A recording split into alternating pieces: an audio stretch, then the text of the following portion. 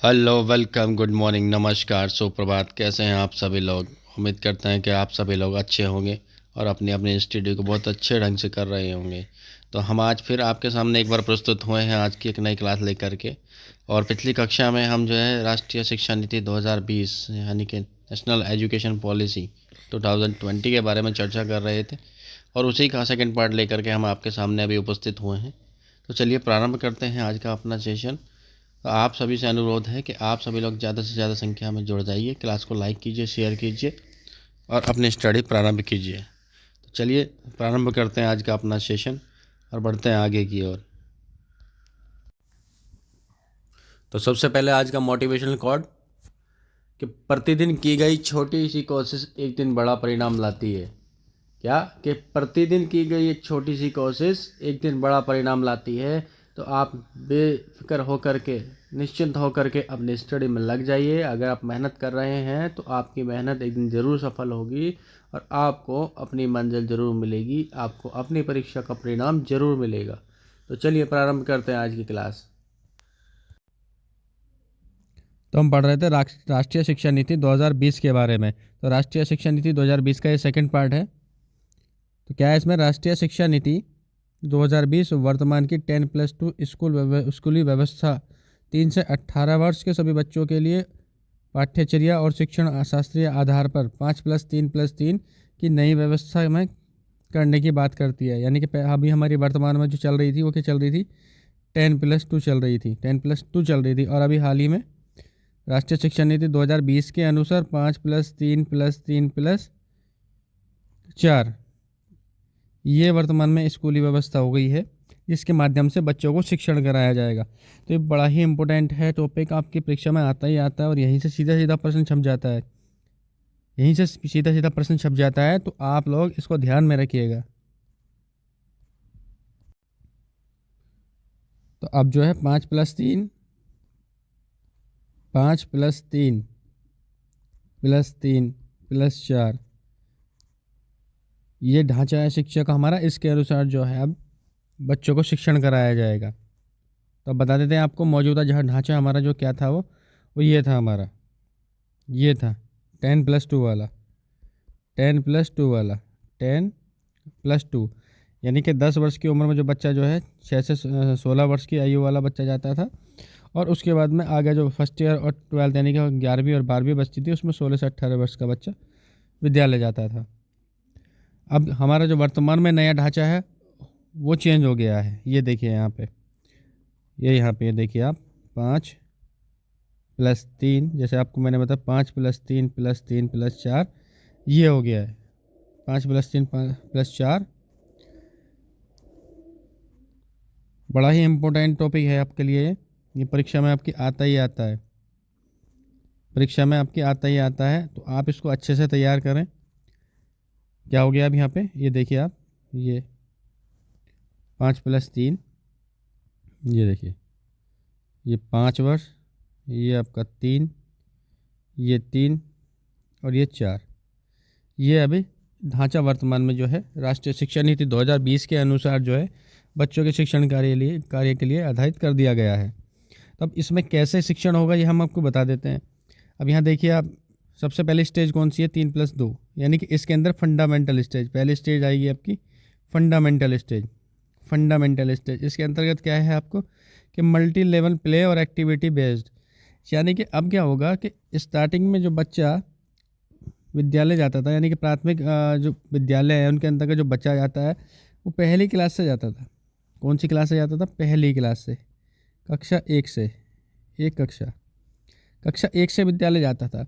और जो private school में वहाँ पे क्या है, वहाँ पे पहले उनका प्ले होता है, प्ले के बाद में LKG, UKG, नर्सरी, इस तरह से जो है बच्चा स्कूल जाता है। पर अब क्या है, हमारे जो प्राथमिक विद्यालय हैं उनके अंदर क्या है कि सरकार ने जो है नई जो है शिक्षा नीति जो है घोषित कर दी है, जिसके अंतर्गत 5+3+3 ये जो है ढांचा 5+3 वाला, 5+3+4 यानी कि 5+3+3+4 वाला ढांचा लागू कर दिया है। यानी कि 5 और 3 8 3 11 और 4 15 वर्ष, 15 वर्ष। अभी क्या था? 12, 15 वर्ष। अब इस 15 में 3 कहाँ जुड़े? 3 बाद में नहीं जुड़े, 3 जुड़े पहले, यानी कि ये देखें यहाँ पे नए ढांचे के अंतर्गत 5+3+4 में आंगनवाड़ी प्री स्कूल में 3 वर्ष के लिए बच्चे स्कूल जाएंगे, जबकि 12 साल स्कूल में मौजूदा ढांचे में आंगनवाड़ी प्री स्कूल में 2 वर्ष और 12 वर्ष जो है स्कूल में जाएंगे। यानी कि अभी क्या होगा, अभी शुरुआत के जो पहले 3 साल हैं उसमें बच्चा कहाँ जाएगा, उसमें बालवाड़ी या आंगनवाड़ी में जाएगा। कहाँ जाएगा बच्चा, बालवाड़ी या आंगनवाड़ी में, या तो आंगनवाड़ी में जाएगा या बालवाड़ी में जाएगा। कहाँ जाएगा, आंगनवाड़ी, आंगनवाड़ी, आंगनवाड़ी में जाएगा या बालवाड़ी के अंतर्गत बच्चा जो है विद्यालय जाएगा। अब उसमें होगा क्या, यहाँ पे देखिए फंडामेंटल स्टेज, जैसे चाहती है fundamental stage, multi level play, activity based learning. यानी कि यहाँ पे क्या है कि जो बच्चा अब तक 3 साल, शुरुआत के 3 साल के अंतर्गत जो बच्चा एक्टिविटी करता था अपने आस पड़ोस के बच्चों के साथ में, अपने मित्रों के साथ में, अब वो क्या है, अब वो वहाँ ना करके स्कूल में करेगा। जैसे पहले बच्चे कंचे खेलते थे, टायर चलाते थे, ये मतलब जो भी बच्चे की एक्टिविटीज़ हैं वो आंगनवाड़ी यानी कि मल्टी लेवल प्ले, यहाँ पे जो है बच्चे की सारी एक्टिविटी ये कराई जाएंगी। कहाँ पे, यहाँ पे सारे बच्चे की जो एक्टिविटी हैं वो इससे संबंधित सारी एक्टिविटी अब गवर्नमेंट ने बोल दिया कि आप विद्यालय जाइए। कहाँ जाइए, विद्यालय जाइए, और वहाँ पर जो भी आपकी एक्टिविटी है, जो भी आपकी एक्टिविटीज़ हैं, जो भी आप कर सकते हैं, सीख सकते हैं, आपकी जिसमें रुचि है आप वो करिए। तो बच्चा यहाँ पर अब क्या, आंगनबाड़ी या बालवाड़ी के माध्यम से जो है अपनी जो प्री स्कूल या प्ले स्कूल वाली मतलब जो उसकी एक्टिविटीज़ होती हैं वो यहाँ पे बच्चा जो है करेगा। यानी कि बच्चा शुरुआत के 3 साल में बालवाड़ी या आंगनवाड़ी में जाएगा, और वहाँ पे हाँ, यहाँ पे ये बात है कि वहाँ पे वो बच्चा स्कूल में बस्ता लेके नहीं जाएगा। आप लोग सोच रहे हो कि बस छोटा बच्चा है और वो जो है एक बड़ा बैग लेकर के जो स्कूल जाएगा, वो बड़ा बैग लेके नहीं जाएगा, अपना बैग लेके स्कूल नहीं जाएगा, वो बिना बैग के स्कूल जाएगा। क्या, वो बैग लेके स्कूल नहीं जाएगा, बैग लेके स्कूल नहीं जाएगा, वो बिना बैग के स्कूल जाएगा। यहाँ देखिए 3 से 6 वर्ष के लिए आंगनवाड़ी, 3 से 6 वर्ष के लिए आंगनवाड़ी, प्री स्कूल, बालवाड़ी। उम्र कितनी है, 3 से 6 वर्ष। उम्र कितनी है, 3 से 6 वर्ष। इस उम्र के अंतर्गत जो बच्चा है वो यहाँ पर आपका आंगनवाड़ी या बालवाड़ी में स्कूल जाएगा, और अपनी जो एक्टिविटीज़ हैं, जो क्रियाएं हैं, जो कर सकता है, जिसमें रुचि है, वो उसके माध्यम से वो सीखेगा। इससे क्या होगा, इससे एक तो आपने देखा था पहले जो कक्षा 1 में हम बच्चे का एडमिशन कराते थे तो बच्चा क्या करता था, बच्चा रोता था। आप स्कूल छोड़ने जाते थे, वो मना करता था स्कूल नहीं जाना है, क्या स्कूल नहीं जाना है, और आप उसे फिर भी छोड़ के आते थे। तो अब ऐसा नहीं होगा, जब बच्चा है प्री स्कूल में यानी कि आंगनवाड़ी या बालवाड़ी में जाएगा तो वहाँ पर जो है बच्चा रुचि लेगा। यानी कि बच्चे की रुचि होगी, जब जो खेल के माध्यम से उसकी खुद की रुचि की जो जिसमें खुद की रुचि है उसके माध्यम से बच्चा वहाँ सीखेगा, एक्टिविटी करेगा, तो बच्चे का मन लगेगा और बच्चा वहाँ से जो है हटेगा नहीं, स्कूल जाएगा। और जब वो 2 वर्ष यानी कि अगला जो 3 और 2 5 है, इसके अंदर कक्षा 1 और 2 में आएगा, कक्षा 1 और 2 में आएगा, तो वो जो है वहाँ पे क्या होगा, रोएगा नहीं, हटेगा नहीं स्कूल से, स्कूल जाएगा। जिससे क्या होगा, स्कूल में नामांकन बढ़ेगा, और बच्चे की जिस भी चीज़ में रुचि है, जिस भी चीज़ में रुचि है वो वहाँ पे सीखेगा, वो वहाँ पे सीखेगा।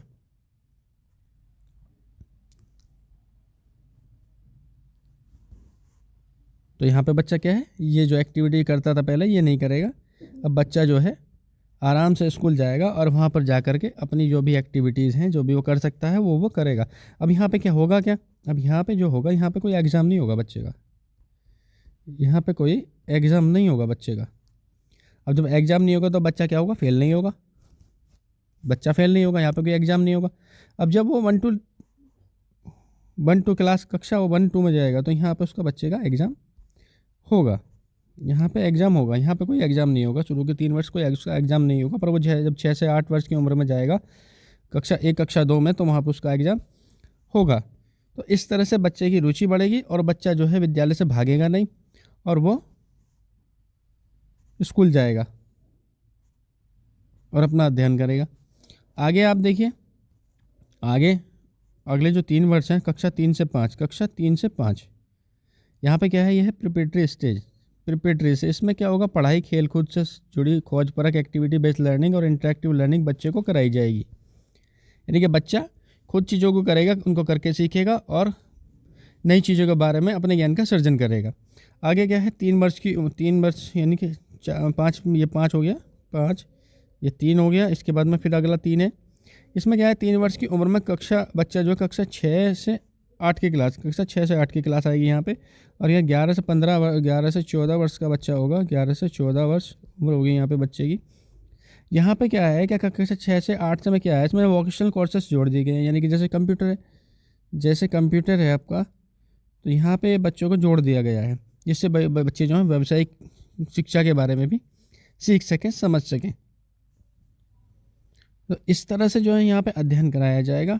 और बच्चों की रुचि के आगे क्या है आपका, ये देखिए 3 वर्ष कक्षा 6 से 8 वाले जो बता रहे थे आपको, इसमें मिडिल स्टेज, ये मिडिल स्टेज कही जाएगी। मिडिल स्टेज में क्या है कि math, science, art, social science, humanities, experiment based learning, यानी कि ये जो है बच्चे को कराए जाएंगे, बच्चे को खुद करने पर जोर दिया जाएगा, बच्चे के द्वारा एक्सपेरिमेंट कराए जाएंगे, जिससे बच्चा खुद करके सीखेगा। आगे आपका देखिए यहाँ पे मिडिल स्टेज होगी हमारी। आगे आपका है सेकेंडरी स्टेज। अब सेकेंडरी स्टेज पे क्या है, यहाँ पे मल्टी डिसिप्लिनरी यानी कि स्टडी, क्रिटिकल थिंकिंग पर जोर, विषयों के चयन में लचीलापन और बच्चों की रुचि को महत्व। देखो कितना इंपॉर्टेंट है, यहाँ पे देखिए कितना इंपॉर्टेंट है। जब बच्चा 9 से 12 कक्षा 9 से 12 में जाएगा, 14 से 18 वर्ष की उम्र में होगा यहाँ पे इस स्टेप में, तो यहाँ पे क्या होगा, बच्चे की रुचि को महत्व दिया गया। देखो जो सबसे महत्वपूर्ण है, ये बहुत अच्छा काम हुआ है, सबसे महत्वपूर्ण है। अब तक क्या होता था कि घर वाले बच्चे को क्या बोलते थे कि आप जो है आर्ट स्ट्रीम ले लो, आर्ट ले लो, या आप साइंस स्ट्रीम ले लो। तो क्या होता था कि बच्चे की जो रुचि है वो तो साइंस में है, अब घर वालों ने बोल दिया कि तू नहीं कर पाएगा, तो एक काम कर, तू आर्ट ले ले, तो बच्चे को आर्ट दिला दी। तो ऐसा कुछ नहीं होगा। तो अब क्या होगा, अब ये नहीं है कि आर्ट ही लेना ज़रूरी है या साइंस ही लेना ज़रूरी है।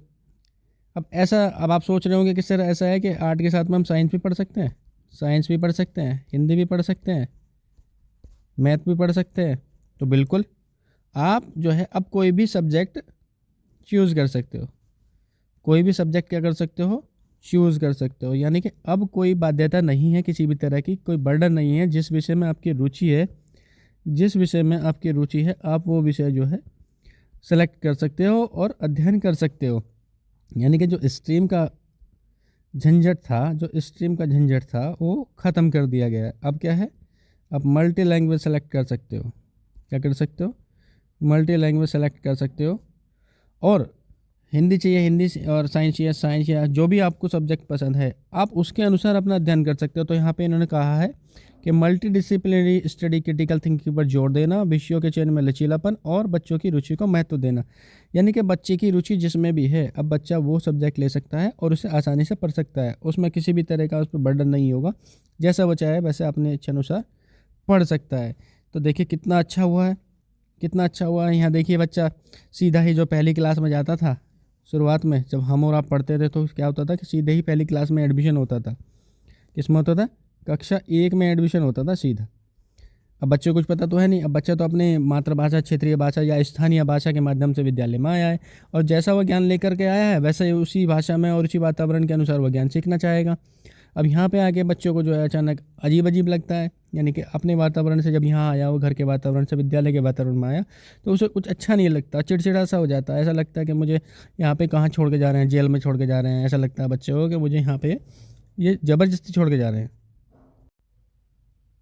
तो अब ऐसा नहीं होगा जैसे पहले होता था कि कक्षा 1 में एडमिशन हुआ सीधा और बच्चा स्कूल चला गया और बच्चे ने रोना शुरू कर दिया। कई बार बच्चा गया, कई बार नहीं गया, कभी छुट्टी होगी, कभी कुछ हुआ, तो बच्चे का जो शिक्षण है वो भी प्रभावित हुआ और बच्चे ने कुछ सीखा भी नहीं। तो अब यहाँ क्या होगा, अब जैसे कि हमने आपको बताया कि बच्चा स्टार्टिंग के जो 3 वर्ष हैं, प्रारंभ के जो 3 वर्ष हैं, उसमें जो है वो अपनी प्ले जो एक्टिविटी आधारित बेस्ड लर्निंग है उनके अनुसार क्रिया करेगा। यानी कि जहाँ जहाँ बच्चे की रुचि है वहाँ वो अपनी रुचि के हिसाब से सीखेगा और आगे बढ़ेगा। इससे क्या होगा कि एक तो बच्चा स्कूल से रुकेगा नहीं, बच्चे स्कूल में नामांकन बढ़ जाएगा और बच्चा जो है कंटिन्यू स्कूल जाएगा, और जिससे उसको ज्ञान स्थायी होगा, बच्चा पढ़ाई से भागेगा नहीं। बहुत सारी चीज़ें ये अच्छी हैं यहाँ पे। तो चलिए चलते हैं आगे की ओर। हमने आपको बताया कि राष्ट्रीय शिक्षा नीति 2020 के अंतर्गत क्या हुआ है। तो हाँ कितना अच्छा है, देखिए 3 वर्ष की उम्र में जाएगा, इसके बाद में पहली कक्षा दूसरी कक्षा में जाएगा, उसके बाद 6 से 8 में जाएगा, और उसके बाद में मतलब 10+2, यानी कि बच्चा स्कूल से भागेगा नहीं, बच्चे की विभिन्न प्रकार से विभिन्न विषयों में जो है रुचि होगी और बच्चा जो है अपनी स्टडी अच्छे से करेगा। चलिए चलते हैं आगे की ओर। स्क्रीनशॉट लेना चाहें स्क्रीनशॉट ले सकते हैं, स्क्रीनशॉट लेना चाहें स्क्रीनशॉट ले सकते हैं। चलिए चलते हैं आगे की ओर।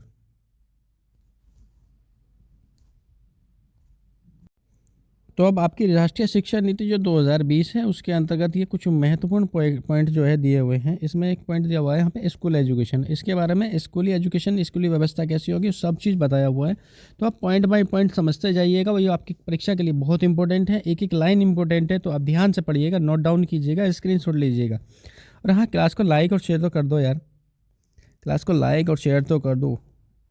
चलिए, क्या है कि राष्ट्रीय शिक्षा नीति 2020 वर्तमान की 10+2 वाली स्कूली व्यवस्था को 3 से 18 वर्ष के बच्चों के लिए पाठ्यचर्या और शिक्षण शास्त्रीय आधार पर 5+3+3+4 की नई व्यवस्थाओं में करने की बात कही गई है। जैसे हमने आपको पीछे बताया कि वर्तमान में क्या थी, 10+2 थी, और अभी क्या 5+3+3+4, यानी कि पहले क्या थी 12 साल थी, अभी क्या हो गई है 15 साल हो गई है। यानी कि शुरू के 3 साल जो है बच्चा आंगनवाड़ी या बालवाड़ी के माध्यम से अपनी रुचि के माध्यम से जो बच्चा पढ़ाई करेगा, अपना सीखेगा, और उसके पश्चात जो है 12 साल विद्यालय में जाएगा, स्कूल में जाएगा, यानी कि सरकार का होगा बच्चा।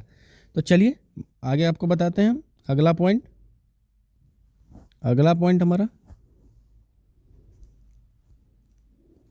पॉइंट है हमारा राष्ट्रीय शिक्षा नीति के आधार के सिद्धांत, यानी कि इसमें कुछ सिद्धांत दिए गए हैं, अब इन्हें देख लेते हैं। ECC यानी कि early childhood care and education, early childhood care and education में मुख्य रूप से लचीली, बहुआयामी, खेल आधारित, गतिविधि आधारित, खोज आधारित, बहुआयामी और बहुस्तरीय शिक्षा को शामिल किया जाए। यानी कि जो शिक्षण हो वो बहुत लचीला होना चाहिए और बहुत प्रकार से होना चाहिए, भिन्न भिन्न प्रकार की प्रतियोगिता, एक्टिविटी, खेल के द्वारा, गतिविधि आधारित, खोज करने के द्वारा, बच्चा मतलब स्वयं करके सीखने के द्वारा बहुआयामी और बहुस्तरीय शिक्षा को शामिल किया जाए। यानी कि नवीन ज्ञान का सर्जन किया जाए, जितना हो बच्चे को अधिक से अधिक एक्टिविटी कराई जाए। वो खोज आधारित होना चाहिए, गतिविधि आधारित होना चाहिए, और खेल आधारित होना चाहिए, और लचीला होना चाहिए, और बहुआयामी होना चाहिए। अगला आपका है संरचनात्मक समझ, यानी कंसेप्चुअल जो अंडरस्टैंडिंग है उस पर जोर देना, कंसेप्चुअल अंडरस्टैंडिंग पर जोर देना, न कि रटंत पद्धति पर, रोट लर्निंग मेथड पर जोर देना है। रोट लर्निंग यानी कि रटने पे जोर नहीं देना है, बच्चे को संरचनात्मक, बच्चे में जो है संरचनात्मक जो कंसेप्चुअल अंडरस्टैंडिंग है उसकी समझ पे जोर देना है, और बच्चे को जो है चीज़ों को समझ करके करने के लिए, यानी कि बच्चा समझे और उनको करे तब सीखे, ये सिखाना है, न केवल परीक्षा के लिए पढ़ाई पर बल देना। यानी कि ऐसा नहीं है कि साल के अंत में परीक्षा करानी है और बच्चे को ये कोर्स जल्दी जल्दी पूरा कराओ, ख़त्म कराओ, और जो परीक्षा कराओ और ख़त्म करो, तो ऐसा नहीं है। बच्चे को जो माध्यम है, शिक्षण का जो माध्यम है, वो ऐसे ढंग से कराया जाए जिससे बच्चा उसके बारे में अच्छे से सीख सके, समझ सके, और कोई भी समस्या आने पर या कोई भी कठिनाई आने पर जो है बच्चा खुद उस पर जो है अपनी समझ के द्वारा उसका हल निकाल सके। तो क्या है कि रटंत प्रणाली पर जो है जोर नहीं देना है, रटंत पद्धति पर कोई जोर नहीं देना है। बच्चे को संरचनात्मक यानी कंसेप्चुअल अंडरस्टैंडिंग के माध्यम से बच्चे को जो है सिखाना है। तो यहाँ से सीधा सीधा प्रश्न बना है आपका, ये सीधी सीधी लाइन परीक्षा में उठ के आती है आपकी। अगला आपका है यहाँ पे बहुभाषिकता। देखिए कितना इंपॉर्टेंट है बहुभाषिकता एक संसाधन के रूप में विविधता को प्रोत्साहन देना, क्योंकि बहुभाषी होने के संज्ञानात्मक लाभ। देखिए यहाँ से ये पूछा गया आपका, परीक्षा में पूछा गया है कि बहुभाषी होने के कैसे लाभ होते हैं, तो कैसे होते हैं, संज्ञानात्मक लाभ होते हैं। कैसे, संज्ञानात्मक लाभ होते हैं। ये इंपॉर्टेंट लाइन है सारी आपके लिए, परीक्षा में सीधी सीधी ऐसे ही पूछ ली जाती हैं, तो आप इनको जरूर पढ़िएगा, नोट डाउन कीजिएगा। तो क्या है कि बहुभाषिकता एक संसाधन के रूप में, यानी कि अलग अलग भाषाओं के माध्यम से बच्चों को जो है सिखाया जाता है, और बहुभाषी होने के संज्ञानात्मक लाभ होता है। यानी कि अलग अलग भाषाओं के जब बच्चे एक जगह मिलते हैं तो वहाँ पे क्या होता है, एक दूसरे को जो है अपने ज्ञान का आदान प्रदान करते हैं, जिसके माध्यम से बच्चे एक भाषा के साथ में दूसरी भाषा भी सीख जाते हैं। जैसे ये सपोज कि ये बच्चा है, ये हिंदी जानता है, अच्छे से। एक ये बच्चा है, ये अंग्रेज़ी जानता है। एक ये बच्चा है यहाँ पे तीसरा, ये तमिल जानता है। अब क्या है, जब ये एक ही परिवेश के अंतर्गत आएंगे, जब ये बच्चे एक ही विद्यालय में आएंगे, एक ही कक्षा में पढ़ेंगे, तो यहाँ पे क्या है कि जो हिंदी जानता है वो क्या करेगा, जो हिंदी जानता है वो संस्कृत वाले से बात करे, अंग्रेजी वाले से बात करेगा, जो अंग्रेजी जानता है वो तमिल से बात करेगा। तो जब ये एक दूसरे से बात करेंगे, अपने विचारों का आदान प्रदान करेंगे, तो कहीं ना कहीं कुछ ना कुछ मात्रा में ये एक दूसरे की भाषा के बारे में भी सीखेंगे। तो ये होता है बहुभाषी होना, यानी कि अलग अलग भाषाओं का विभिन्न प्रकार से बच्चों को ज्ञान यहाँ पे भी अपने आप मिल जाएगा। तो ये एक संसाधन के रूप में, एक पूंजी के रूप में देखा जाता है। चलिए चलते हैं आगे की ओर। कैसी लग रही है आपको हमारी क्लास को लाइक कीजिए, शेयर कीजिए। अब यहाँ पे अगला पॉइंट क्या है कि हर बच्चे की विशिष्ट क्षमताओं, रचनात्मकता, तार्किक सोच, नवाचार और समालोचनात्मक क्रिटिकल थिंकिंग की पहचान करना और उनके समग्र विकास के लिए प्रयत्न करना। यहाँ पर ऐसा नहीं है कि कुछ बच्चों को ले लिया और उनको अच्छे से पढ़ा दिया, जैसे कक्षा में होता है कि पहली सीट पर बैठने वाले जो बच्चे होते हैं, या कुछ विद्यालय के जो है अपने ही मतलब कुछ जान पहचान वाले बच्चे होते हैं, और जो है सभी को जो है मतलब विकास नहीं हो पाता, मतलब कहने क्या है कि सभी पे जो है बल नहीं दिया जाता। तो यहाँ पे ऐसा नहीं करना है, क्योंकि हर बच्चा विशिष्ट है। क्या है? हर बच्चा विशिष्ट है। हर बच्चा क्या है? विशिष्ट है। तो शिक्षक को ऐसा बिल्कुल नहीं करना है। शिक्षक को क्या है कि हर बच्चे की क्षमता, रचनात्मकता, तार्किक सोच, नवाचार, समालोचनात्मक और उनकी पहचान करना और उनका समग्र विकास के लिए प्रयत्न करना। यानी कि बच्चे को हर विषय के साथ साथ हर बच्चे पर जो है जोर देना है, और उसकी रचनात्मक, उसकी एक्टिविटी, मतलब किस चीज़ में उसकी रुचि है, तार्किक सोच, नवाचार, समालोचनात्मक क्रिटिकल थिंकिंग की पहचान करना और उनके समग्र विकास के लिए प्रयत्न करना। ये यहाँ पे कहा गया है राष्ट्रीय शिक्षा नीति 2020 के अनुसार। अगला पॉइंट हमारा सीखने के लिए सतत मूल्यांकन पर जोर देना, न कि साल के अंत में होने वाली परीक्षा को केंद्र में रखकर शिक्षण हो, और मूल्यांकन का उद्देश्य बच्चों को शिक्षा की प्रक्रिया में मदद करना भी है। यानी कि बच्चों का क्या है, ऐसा नहीं है कि साल के अंत में परीक्षा होनी है तो आप सतत मूल्यांकन भी साल के अंत पर करेंगे, ऐसा नहीं है। पर अगर कोई आप बच्चे को पाठ पढ़ा रहे हैं तो साथ साथ उसका मूल्यांकन भी बच्चे को करता चलना है। यानी कि जो भी आपको बच्चों को सिखा रहे हैं उसका मूल्यांकन भी आप साथ के साथ कीजिए, जिससे आपको पता चल सके कि बच्चा कहाँ कमज़ोर है और कहाँ अच्छा है, जिसके माध्यम से बच्चा उस चीज़ में रुचि लेगा और अपनी गलतियों को सुधारेगा, और आपको भी बच्चे की रुचि और बच्चे का मूल्यांकन अच्छी तरह से पता चल जाएगा कि बच्चा किस तरह की चीज़ में कमज़ोर है, किस चीज़ में अच्छा है। तो क्या करना है आपको? सतत मूल्यांकन करना है। यानी कि जो आप पढ़ा रहे हैं वो साथ के साथ उसका मूल्यांकन भी आपको करते चलना है। अब परीक्षा के माध्यम से कीजिए, प्रतियोगिता के माध्यम से कीजिए, कुछ भी कीजिए, पर ये आपको यहाँ पे इसका मूल्यांकन करते चलना है साल के अंत में। ये देखा ना, नए के साल के अंत में, यानी कि साल के अंत में नहीं करना, आपको साथ साथ ही करके चलना है। और परीक्षा को केंद्र में रखकर शिक्षण हो, यानी कि परीक्षा को केंद्र में रखकर शिक्षण नहीं करना है, आपको करते ही रहना है लगातार। आपको जैसे आप कोई पाठ पढ़ाते हैं या कोई भी एक्टिविटी कराते हैं, उसका मूल्यांकन आपको करते चलना है। और मूल्यांकन का उद्देश्य क्या है? बच्चों की सीखने में मदद करना। ये तो अपने आप हो जाएगा जब आप साथ के साथ बच्चों को कोई पाठ या प्रश्न या कोई भी चीज़ें, आप समस्या का समाधान बच्चों से कराओगे, उसका मूल्यांकन करोगे, तो बच्चों इसका उद्देश्य क्या है कि तो बच्चे को वहीं से सीखने की प्रक्रिया में मदद मिलेगी, बच्चा अच्छे से सीखेगा और रुचि लेगा। आगे क्या है? आप बच्चों की शिक्षा का माध्यम कम से कम बच्चे की शिक्षा का माध्यम कम से कम कक्षा 5 या कक्षा 8 या उससे आगे भी घर की भाषा, मातृभाषा या स्थानीय भाषा में होगी। यानी कि ये जो राष्ट्रीय शिक्षा नीति 2020 है, इसके अनुसार ये कहा गया है कि बच्चे का जो माध्यम है सीखने का, बच्चे का जो सीखने का माध्यम है, उसकी जो भाषा है वो कम से कम कक्षा 5 या कक्षा 8 या उससे आगे तक भी क्या हो, उसकी मातृभाषा में हो। क्यों? क्योंकि आप सभी को पता है, अब कोई बच्चा हिंदी भाषी क्षेत्र से आया, उसकी मातृभाषा हिंदी है, और हम उसको शिक्षण कराने लगे अंग्रेजी में, तो बच्चा कैसे सीख जाएगा? नहीं सीखेगा। तो हमें क्या करना है? पहले उसकी मातृभाषा, उसकी स्थानीय भाषा को ही जो है प्रायोरिटी देनी है, और यहीं से जो है बच्चे को अधिगम कराना है। तो क्या करना है? बच्चे की शिक्षा का माध्यम कम से कम कक्षा 5 या कक्षा 8 तक या उससे आगे भी उसकी मातृभाषा, स्थानीय भाषा या क्षेत्रीय भाषा में हो, ये इसमें कहा गया है। तो ये सीधा प्रश्न आपके यहाँ से उठ के आया है परीक्षा में, ध्यान रखिएगा, इम्पोर्टेंट है। चलिए चलते हैं आगे की ओर। अगला पॉइंट है यहाँ पे हमारा, राष्ट्रीय शिक्षा नीति 2020 के अनुसार भारत सरकार की एक भारत श्रेष्ठ भारत पहल, यानी कि ये प्रधानमंत्री मोदी द्वारा शायद दिया गया ये जो लाइन है, कि एक भारत श्रेष्ठ भारत पहल इस बात पर बल देती है कि विद्यार्थी अधिकांश रूप में प्रमुख भारतीय भाषाओं की उल्लेखनीय एकता के बारे में जानेंगे। यानी कि भारत के अंतर्गत जो संस्कृति है, भारत की जो भाषाएं हैं, उनके बारे में विद्यार्थी जो हैं अधिकांश रूप से प्रमुख भारतीय भाषाओं के बारे में जानेंगे। तो क्या है यहाँ पे, एक भारत श्रेष्ठ भारत पहल जो है यहाँ पे की गई है राष्ट्रीय शिक्षा नीति 2020 के अंदर। अगला क्या है, छात्रों की प्रगति के मूल्यांकन। अगला क्या है, छात्रों की प्रगति के मूल्यांकन के लिए परख। क्या है, परख। परख नामक एक नेशनल असेसमेंट सेंटर की स्थापना की जाएगी। यहाँ पे परख नामक एक नेशनल असेसमेंट सेंटर की स्थापना यहाँ पे की जाएगी। अगला आपका राज्य विशेष से भारत में अलग अलग राज्य विशेष से भारत के अलग अलग राज्यों में त्रिभाषा सूत्र को अपनाया जाए तथा इसमें लचीलापन रखा जाए। त्रिभाषा सूत्र के अंतर्गत एक विकल्प के रूप में दूसरी भाषा संस्कृत का अध्ययन भी किया जाए। अब यहाँ पे त्रिभाषा क्या है, त्रिभाषा क्या है बता देते हैं आपको। त्रिभाषा के बारे में आपको बताते हैं।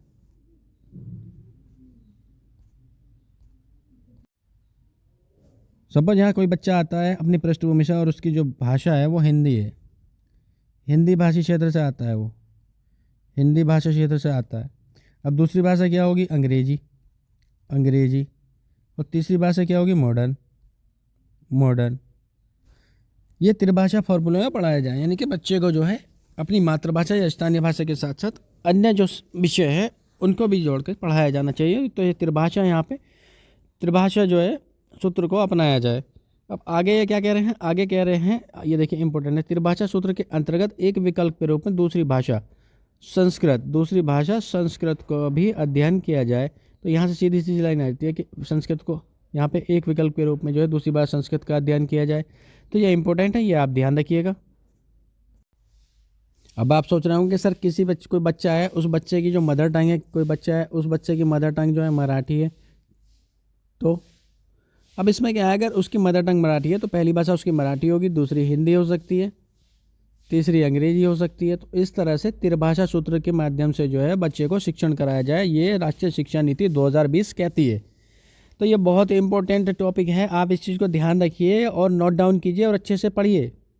चलिए चलते हैं आगे की ओर। अब यहाँ आपका अगला पॉइंट है समावेशी शिक्षा, यानी कि इंक्लूसिव एजुकेशन। सभी के लिए अधिगम, यानी चाहे बच्चा किसी भी पृष्ठभूमि से हो, सभी को समान अधिगम दिया जाए। यानी कि बच्चे को ये नहीं देखना है कि वो गरीब पृष्ठभूमि से है, या बच्चा सीखने में अक्षम है, या बच्चा विकलांग या दिव्यांग, जो अभी कर दिया गया विकलांग को दिव्यांग कर दिया गया है पीएम मोदी जी के साथ में, ये दिव्यांग।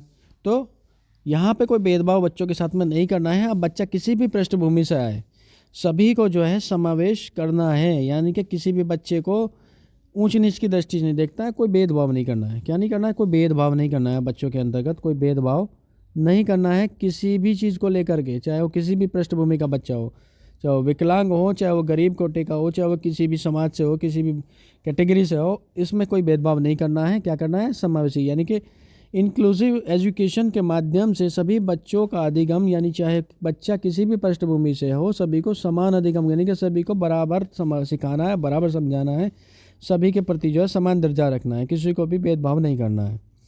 आगे अगला पॉइंट आपका अगला पॉइंट, पाठ्यक्रम की विषय वस्तु को प्रत्येक विषय में कम करके इसे बेहद बुनियादी चीज़ों पर केंद्रित किया जाए, ताकि आलोचनात्मक चिंतन, खोज आधारित, चर्चा आधारित, विश्लेषण आधारित, अधिगम आधारित पर जरूरी ध्यान दिया जा सके।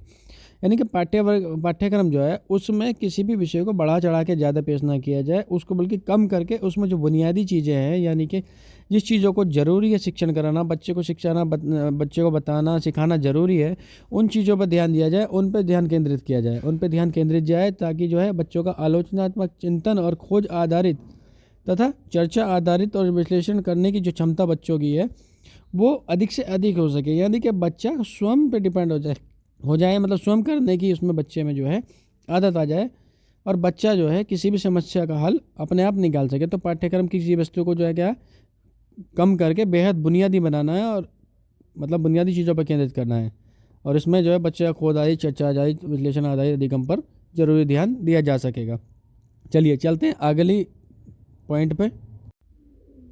अगला पॉइंट हमारा दिव्यांग अधिकार अधिनियम 2016। यह समावेशी शिक्षा को एक ऐसी व्यवस्था के रूप में परिभाषित करता है जहां सामान्य व दिव्यांग सभी बच्चे एक साथ सीखते हैं। यानी कि इस अधिनियम के अनुसार सभी बच्चों को समावेश जो है ज़रूरी है। यहाँ पर ये एक वैसी व्यवस्था है जो इस रूप में परिभाषित करता है जहाँ सामान्य व दिव्यांग बच्चे, यानी कि ऐसा नहीं है कि जो दिव्यांग बच्चे हैं उनके लिए शिक्षण व्यवस्था अलग हो और जो सामान्य बच्चे हैं उनके लिए शिक्षण व्यवस्था अलग हो। तो ऐसा कुछ नहीं है, सभी को जो है समान रूप से शिक्षा दी जानी चाहिए। जैसे हमने आपको ऊपर बताया कि सभी को समान रूप से शिक्षा दी जानी चाहिए, यानी कि कोई भेदभाव नहीं करना है उनमें। और उनको जो है क्या है, सामान्य, यहाँ जैसे बताया गया है कि सामान्य व दिव्यांग सभी बच्चे एक साथ सीखते हैं, यानी कि सभी को एक साथ शिक्षण कराया जाना चाहिए। कक्षा 1 में एडमिशन के कुछ ही हफ्तों में अपने सहपाठियों से पिछड़ जाते हैं।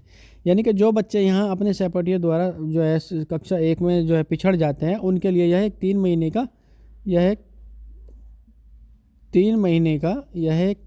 का प्ले आधारित मॉड्यूल है, जिसमें क्या होता है कि एनसीईआरटी और एससीईआरटी ने उन बच्चों के लिए बनाया है जो कक्षा 1 में एडमिशन के कुछ ही हफ्तों में अपने सहपाठियों से पिछड़ जाते हैं।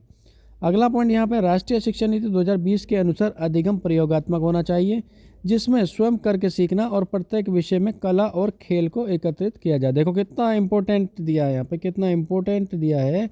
बताया है कि यहाँ पर जो शिक्षण होना चाहिए राष्ट्रीय शिक्षा नीति के अनुसार, जो शिक्षण होना चाहिए वो क्या होना चाहिए, प्रैक्टिकली होना चाहिए, प्रैक्टिकली होना चाहिए। अब सपोज आपके सामने कोई समस्या रख दी और समस्या को हमने आपको प्रैक्टिकली करके दिखा दिया, क्या दिखा दिया, प्रैक्टिकली करके दिखा दिया। भाई उस चीज़ को हमने आपके सामने प्रैक्टिकल करके दिखा दिया। यहाँ हमने आपको क्या है, प्रैक्टिकल करके दिखा दिया इसका आपको। तो जब हमने आपके सामने एक एक चीज़ का विश्लेषण करते हुए उसको प्रैक्टिकल करके दिखा दिया, तो आप उसको ईजिली सीख जाएंगे। और एक चीज़ हमने आपको जो है बताई कहानी के माध्यम से या किताब के माध्यम से, तो आप उसको प्रैक्टिकल के माध्यम से नहीं सीख सकते, क्योंकि जो हमने आपको बताया फिर आप उसको प्रैक्टिकल करोगे। यहाँ पर हमने आपका क्या करा कि आपको हमने बताया भी और सिखाया भी। तो राष्ट्रीय शिक्षा नीति क्या बोलती है कि 2020 के अनुसार जो है, राष्ट्रीय शिक्षा नीति 2020 के अनुसार अधिगम प्रयोगात्मक होना चाहिए। कैसा होना चाहिए, प्रैक्टिकली होना चाहिए, जिसमें स्वयं करके सीखना और प्रत्येक विषय में कला और खेल को सम्मिलित करना चाहिए। यानी कि कला और खेल के माध्यम से भी इसको कराया जाना चाहिए। तो देखिए कितने ही इंपॉर्टेंट बात है, यहाँ पे प्रैक्टिकल और खेल के माध्यम से आपको जो है सिखाया जाना चाहिए। तो बताइए कैसी लगी आपको हमारी आज की क्लास। बड़ा ही महत्वपूर्ण सेशन था आपकी परीक्षा की दृष्टि से। और ये नहीं कि CTET में ही आता है, ये आपका KVS के एग्ज़ाम में भी आता है आपका, और अलग जो है अलग अलग परीक्षा हैं उनमें भी आपसे पूछा जाता है, चाहे आपका रीट हो, सुपर टेट हो या कोई भी एग्ज़ाम हो, यहाँ से प्रश्न आपके एग्ज़ाम में बनेगा ही बनेगा। तो देखिए यहाँ तो बहुत अच्छी बात कही इन्होंने, बहुत अच्छी बात कही कि प्रैक्टिकल के माध्यम से सिखाया जाना चाहिए, यानी कि प्रयोगात्मक प्रैक्टिकल के माध्यम से यहाँ सिखाया जाना चाहिए। क्या, प्रैक्टिकल के माध्यम से सिखाया जाना चाहिए। तो ये तो बहुत अच्छी बात है कि प्रैक्टिकल के माध्यम से, यानी कि आप जितना ही जो है प्रैक्टिकली बच्चों को बताओगे उतना ही बच्चे जो हैं आसानी से सीखेंगे और अच्छे से सीखेंगे, और उनकी रुचि भी उसमें जो है ज़्यादा होगी। और उसमें क्या होगी, स्वयं करके सीखने की जिज्ञासा जो है बच्चे में बढ़ेगी, स्वयं करके सीखने की जिज्ञासा बढ़ेगी। और जब बच्चे में जिज्ञासा बढ़ती है तो आप जानते हैं कि बच्चा स्वयं से ही सारी समस्याओं का हल करना सीख जाता है। तो कैसी लगी आपको हमारी क्लास को लाइक कीजिए, शेयर कीजिए, कमेंट कीजिए।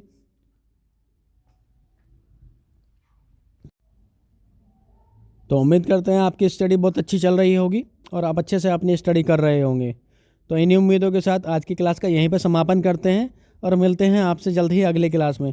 तो उससे पहले आपके लिए आज का एक प्रश्न है कि राष्ट्रीय नई शिक्षा नीति 2020 के ड्राफ्टिंग कमेटी के अध्यक्ष कौन थे। तो यहाँ आप ये सवाल का जवाब दीजिएगा, कमेंट कीजिएगा, और क्लास को लाइक करना और शेयर करना बिल्कुल ना भूलिएगा। ज़्यादा से ज़्यादा संख्या में अपने दोस्तों को, मित्रों को जो है इस क्लास को शेयर कीजिए और अपनी स्टडी को अच्छे से कीजिए, आपको सफलता ज़रूर मिलेगी।